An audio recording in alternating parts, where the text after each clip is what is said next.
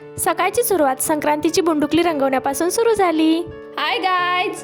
Hi guys नाही म्हणायचं निके, नमस्कार मित्रांनो म्हणायचं असतं. इव तर आज आहे मकर संक्रांत. सकाळ सकाळी दुसरं कोणतं काम लागू नये म्हणून हे काम हातात घेऊन बसली. तसं पण तुला येतच काय दुसरं. घरात चुना सापडला नाही म्हणून रंगाने काम चालवायचं चाललेलं. घरात पेंटर असून पण काय उपयोग झाला नाही. काढून काढून शेवटी टिकल्याच काढल्या. मी तेवढं तरी केलं. तू काय केलंस? तुला कसं कळणार? सकाळपासून पोळ्यांचा राडा तुझा कोण काय काय काय टिंब टिंब येऊन करणार होता का? बर बर, तसं पण ही बुंडुकली एवढी पण वाईट नाही दिसत आहेत. चांगली तर कुठे दिसतेत. मग तू करायचं होतंस. त्यात काय अवघड आहे? शेंबड पोरग पण करल ती.